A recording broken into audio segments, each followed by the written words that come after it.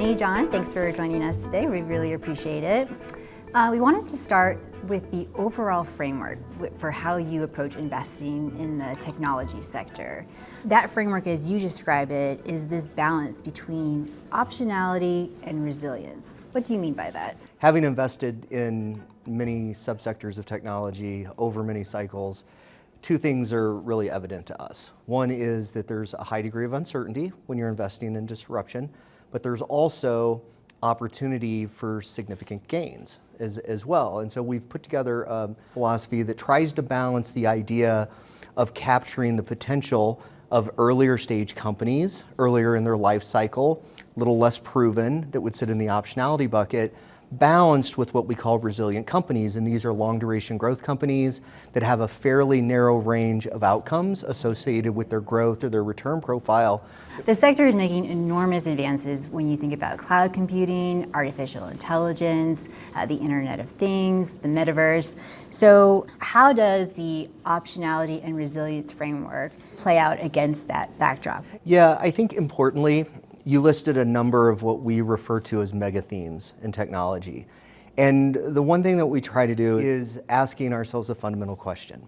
If there are 5 or 6 or 7 mega themes that are going on that we think are going to be prevalent for the next decade, are companies, whether it be resilient or optionality, levered to those themes? And then it's just a question of to what degree they're levered to the themes. So like a really good example is electronic vehicles. So you could either invest directly in electronic vehicle companies, or you could actually invest in the companies that provide the components to the EV manufacturers. John, how do you think about it? Similar to Denny, it's taking those mega themes and then boiling it down to what are the companies that benefit from them most. And it may not be the company that's in the headlines for that theme. It could be the enabling technologies. And a lot of times, those businesses with the enabling technologies have a resilient core business, and there are parts of the business that are levered to that mega theme, and that's the optional part of the business. So you can almost get both sides of your strategy in one company, one stock. Yeah, exactly. It's what we call resilient with out of the money optionality, right? And so that's always a really interesting one, because you got a company that's got a very durable growth rate, but then there's something developing in the business that's going to put some upward pressure on that growth rate, and and create a new TAM or another opportunity. In your view, is the technological advantage the most important part of the competitive advantage for these companies? It's really important, but it's not the only thing. It's also network effects, and there are other aspects of the business model that Denny could talk to. Yeah, what do you mean by network effects? Yeah. So network effects are, you see it, I call them network effects and platform effects. So if you look across the software and the internet space, for example, a network effect is a business that the more people or entities that you put on each side of the network, the most basic example is search.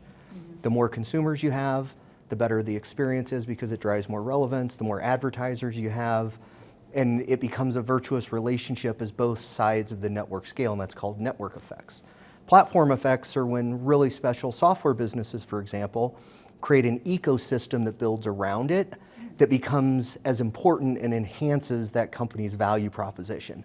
So you don't have to have the best software to win the category if you win the ecosystem, and that would be a platform effect. Okay. And then on business model, disruption, a classic example was the movement from traditional software to software as a service.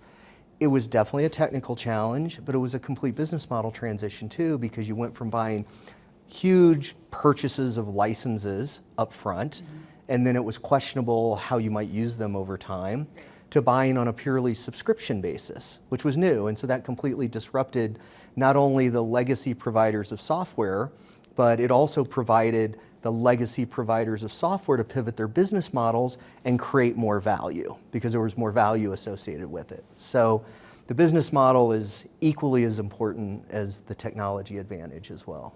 So the technology has evolved, but so has just the overall business framework in the sector, Yes. it sounds like. Yeah.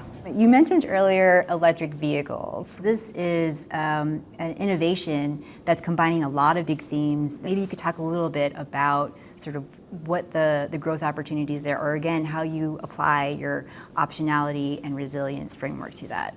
Yeah, absolutely. I think it's a really important one. And it's not only electric vehicles, but it's also autonomous. And so electric is here now. We have crossed the thresholds of battery density, price per kilowatt hour, like all these things that we've talked about where you can buy a reasonable electronic vehicle at a reasonable price and have a very convenient lifestyle.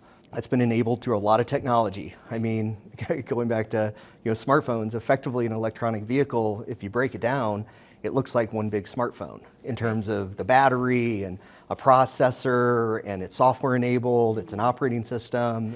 And then you think about autonomous layered into that, and it brings all of these mega themes together. Artificial intelligence and machine learning through machine vision to actually be able to drive the car.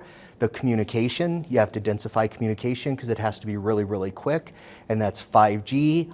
You think about the Internet of Things and the connectivity that's required both in the car as well as at the edge, what we call edge computing. So you need that, and then this all has to get processed both locally in the car with, say, like a GPU, but then also back in the cloud.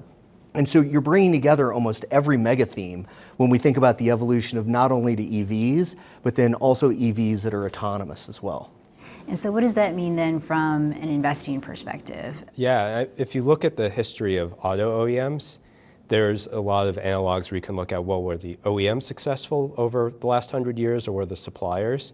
So on the OEM side, electric vehicles and autonomous could be a little bit different because they're, to Denny's point, basically smartphones and software on wheels. So vertical integration is much more important. And the OEM is going to go way further down the stack into components and software. But on the other hand, the GPUs or CPUs and sensors, there's generally only a few suppliers, and they're going to win no matter what the OEM is.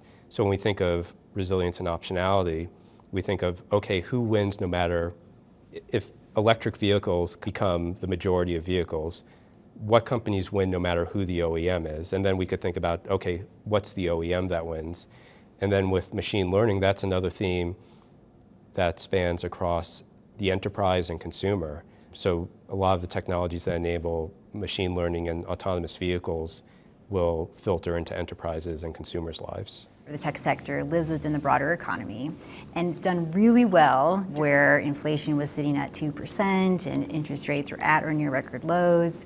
What happens to the tech sector when inflation is running much higher and interest rates are rising? Neither of us were investing the last time inflation was running this high, but it's important to go back in history, and when inflation was that high decades ago, the tech industry was very different. It was completely hardware focused. A lot of it was commodity type hardware, so there wasn't a lot of value add or software in it. And when you think about what should do well or poorly in a high inflationary environment, things with a lighter asset footprint and more intellectual property, more potential pricing power should do better over a long period of time.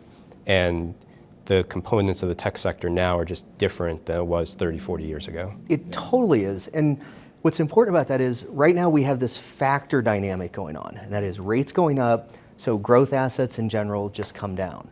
But if you actually peel back the onion a little bit, software is a really good example. If you're experiencing a lot of inflation, if you're experiencing wage inflation, software is productivity enhancing.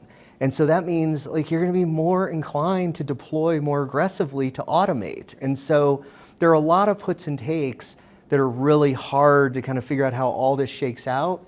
But we sort of feel like, look forward 2 or 3 years, and the playbook after we get through this inflationary environment is still going to look pretty similar to the way tech investing's looked for the last 20 or 30 years. So let's finish off with something that I've heard your team say a lot, which is that we overestimate what can happen in a year and we underestimate what can happen in a decade. So given that, what do you see going forward over the next few years for the technology sector? Yeah, I think one of the key things is the continuation of AI and machine learning to permeate all aspects of our lives, whether it's the EVs we're talking about, the autonomous vehicles, or whether it's things within consumer. So think your digital assistant that you can talk to on your phone, or things in the applications used at work that may help you finish an email or finish writing some computer code. It's semiconductors being in more places, more internet-connected devices. Inflation in the macro environment may change the timing temporarily of some of these trends and how much it may permeate at different periods of time, but it doesn't change how the next 5, 10, 15 years look like. And we're trying to focus on what the next 5, 10, 15 years will look like. There could be pauses, but the evolution, there's nothing stopping it at this point. Inflation can't stop it, interest rates can't stop it, technology is just going to keep rolling on from here, basically. That's exactly right. And I always tell people, or when people ask me this question, we talk about things like metaverse and IoT and AI and ML, I said, remember the first day you put a smartphone in your hand? What did you think? You thought, okay, I can make some phone calls, I can do some texting. Did you ever think it was become the most important device in your life, and that you were going to have this series of applications that were going to give you access into all these corners of the world, we're going to give you all of these services? You just couldn't have even imagined it. Yeah. And so everyone was focused on how many iPhones or Android devices are going to get sold in this year. But the thing was, there was just this huge economy that was growing around the smartphone that really defined us globally. And we're entering another one of those phases, as we have a handoff from the smartphone generation into all the things that we just talked about. We didn't even get into Web 3.0, which... What's Web 3.0? I'm afraid to ask. Yeah, so maybe we'll leave that for another time. Exactly. Denny and John, thank you very much for joining us. We really appreciate it. It was a pleasure talking with you. Yeah, our pleasure. Thanks.